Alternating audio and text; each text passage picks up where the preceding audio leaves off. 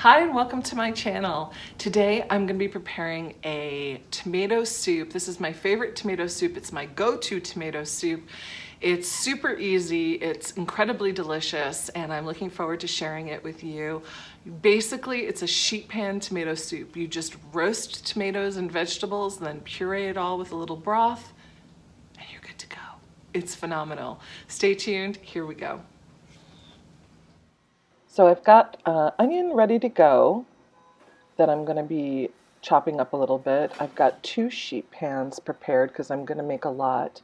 I've got aluminum foil and parchment down on them. This is my bounty from my recent CSA pickup. I have this beautiful bowl of tomatoes. You can pretty much use any tomato you prefer.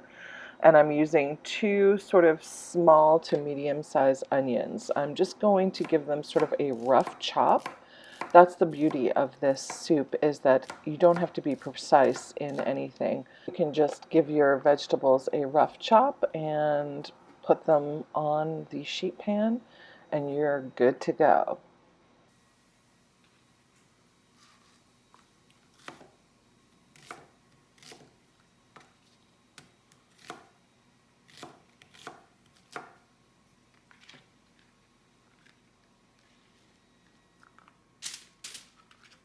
Because I have so many tomatoes, I am dividing these up between 2 sheet pans. If you have less tomatoes, you'll just need 1 sheet pan. I also am hoping to make enough soup to be able to enjoy for a few days and or share with friends.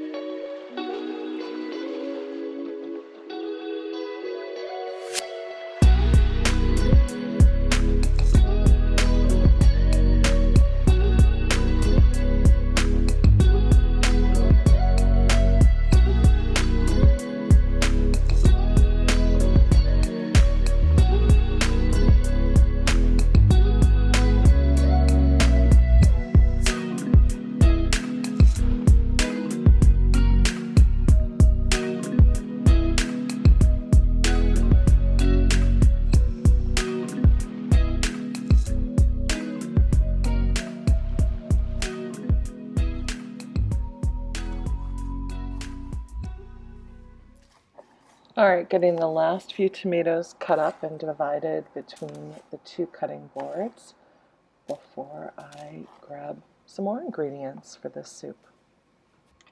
And I'm going to use 1 carrot, just trim it and give it sort of a rough chop. I cut it a little bit smaller than I would cut the tomatoes because it'll take a little bit longer to cook. So if I make the pieces smaller, the baking or roasting time comes out about the same.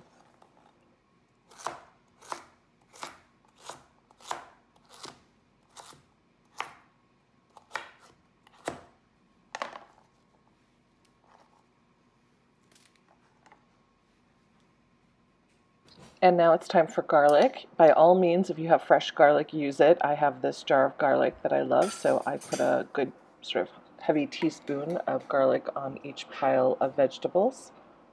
I would use maybe 3 cloves or 4 cloves total, 2 cloves per pile if you're going to do a double batch like me.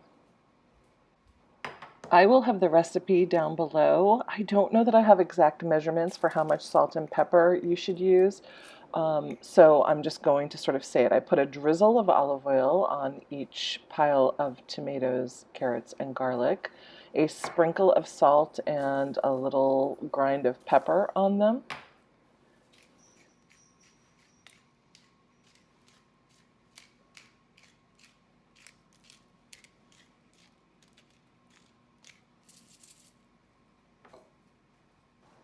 Then you'll need to use some kind of an Italian style seasoning mix or blend, and I put a healthy amount of seasoning on each one, at least a teaspoon, maybe even more depending on how seasoned you want it.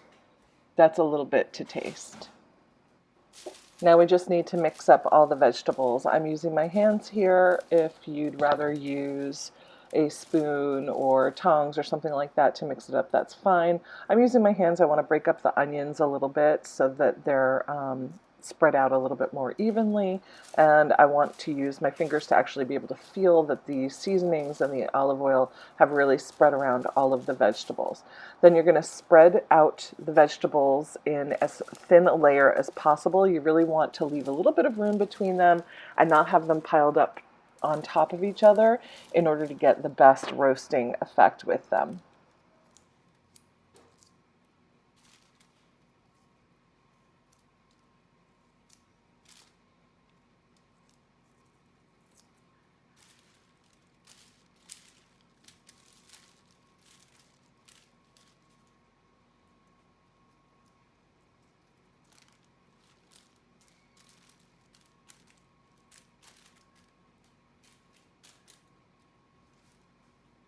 Get it into the oven and roasting for about 20 minutes.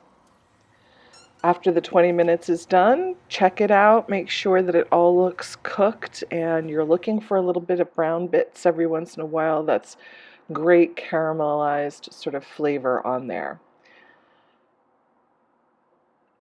The next step is to just transfer these to either a food processor or a blender, and it's pretty easy to just pick up the foil and the parchment and kind of pour it into your blender or food processor.